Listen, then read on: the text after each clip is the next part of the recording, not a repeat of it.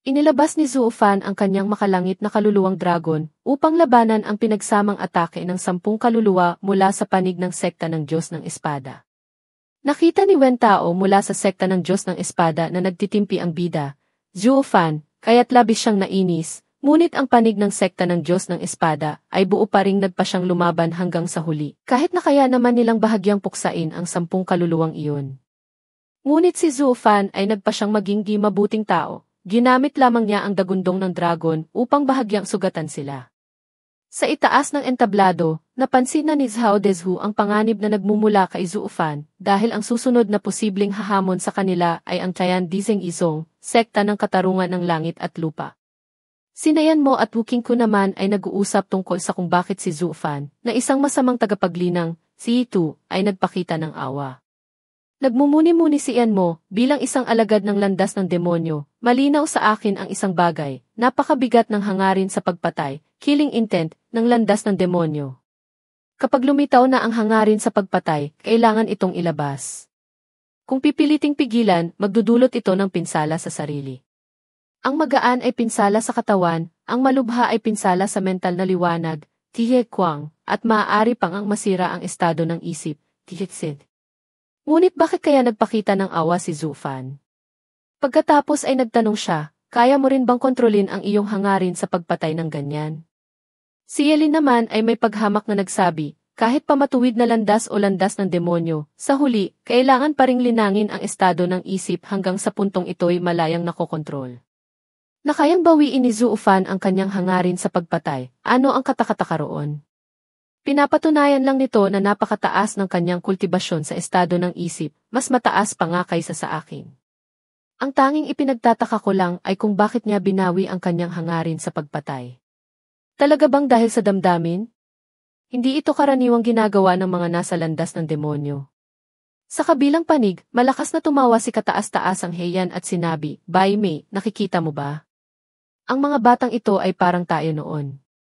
Lumingon si kataas-taasang Bai Mei at tiningnan ang mga matang puno ng pagkamangha ng lahat sa mga upuan ng manonood, saka siya bahagyang umiti, tumango, at sinabing, tama ka.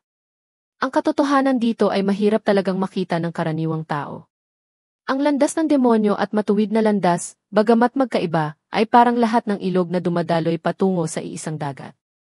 Sa daan ng paghahanap sa dao, normal lang na magkaroon sila ng pagkakaunawaan at pagkakatugma ng kalooban, tulad nating dalawa, at tulad ni Zuofan at ng mga alagad ng sekta ng Diyos ng Espada ngayon. Sinabi ni kataas-taasang Heian, hindi ka nagkakamali.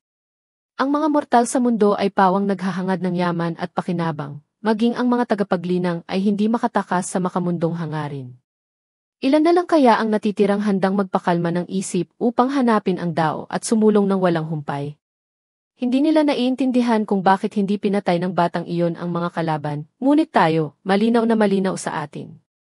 Nakita niya sa 10 disipulo ni Wen Tao ang kanilang katigasan ng ulo, na para bang nakikita niya ang sarili niyang anino na matyagang naghahanap ng dao. Kahit pa malupit ang isang tagapaglinang ng landas ng demonyo, kung mayroon siyang sariling dao, paano niya magagawang saktan ang taong may sarili ring dao? Malakas na tumawa si kataas-taasang Bai Mei at sinabi, tama ka. Ang landas ng demonyo ay walang awa, ngunit marunong pa ring gumalang ang bayani sa kapwa bayani. Gusto ko ang 10 batang ito, haha. Pagkasabi nito, kinuha niya ang listahan at isinulat ang pangalan ng 10 tao. Biglang may lumitaw na isang haligi ng puting liwanag. Malakas na sumigaw ang elder na tagahatol, malinaw na ang nanalo at natalo. Maaari na kayong bumalik.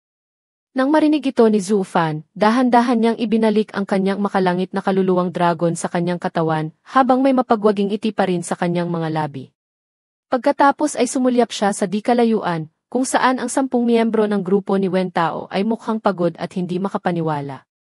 Mapait na humiti si Wen Tao, umiling at sinabing, ayos na, talo na tayo, leche. Balik na tayo. Talo pa rin talaga. Ha ha ha. Pagkatapos ay tumingin siya sa 9 niyang kasama at malakas na sinabi, mga kapatid na disipulo, tara na. Huwag kayong malungkot. Kahit natalo tayo sa labang ito, hindi natalo ang ating diwa. Hindi tayo dapat panghinaan ng loob. Ang ating landas ng paglilinang ay maaari pang magpatuloy.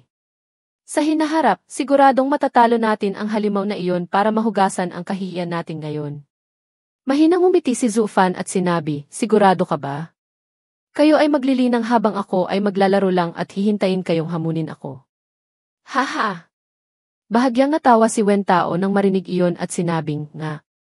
Pagkatapos ay tumayo siya ng tuwid, tumingin sa bida, Zufan, at malakas na sinabi, sa susunod, siguradong kami ang mananalo. Seryosong sinabi ni Zufan, handa akong maghintay. Kung maglalaban tayo ulit, sana'y kayong 10 pa rin. Mahigpit na ikinuyom ni Wen Tao ang kanyang kamao at buong tapang na sinabi, makakaasa ka, siguradong ganoon nga ang mangyayari. Itinaas din ng Champagnang kasama ang kanilang mga kamao, puno ng diwa ng pakikipaglaban at sumigaw nga. Ho! Ho! Bahagyang humiti si Zufan at tumango-tango. Tunay ngang iyon ang kilos ng dalawang panig ng mga maginoong naglalaban.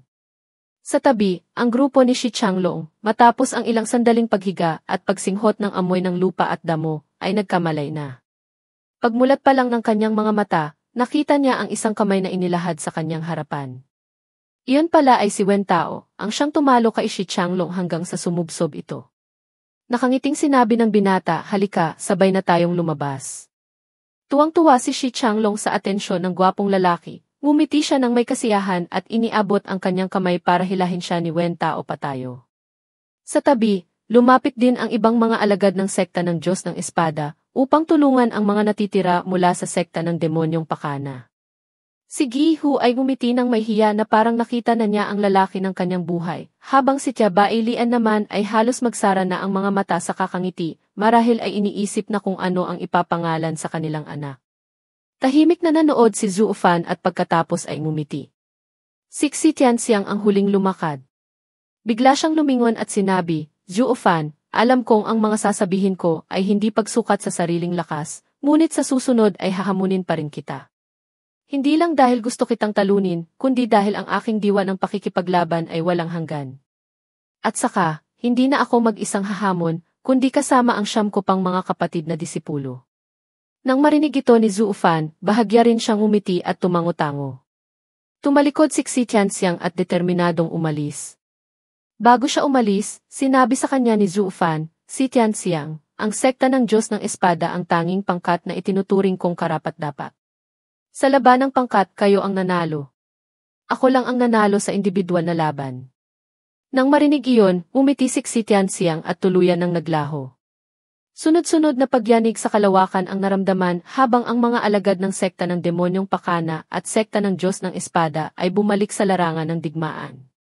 Isang pambihirang tanawin ng pagkakasundo ng matuwid at demonyong panig ang nagpangiti sa lahat, na nagsabing, mukhang kahit pamatuwid na landas o landas ng demonyo, mayroon pa ring pagkakatulad ang dalawang panig.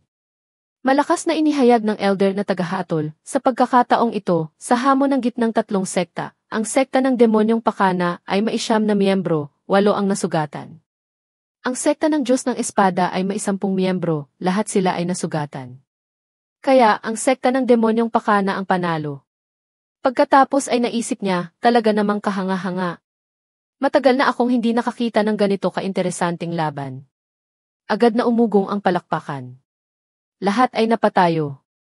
Sa labang ito, ang dalawang sekta ay lumaban ng hayagan at marangal. Ang pagkapanalo ng sekta ng demonyong pakana ay hayagan at marangal din ang kabayanihan at tapang ng dalawang sekta ay lalong nagparamdam sa lahat na maaaring magkasundo ang matuwid at demonyong panig.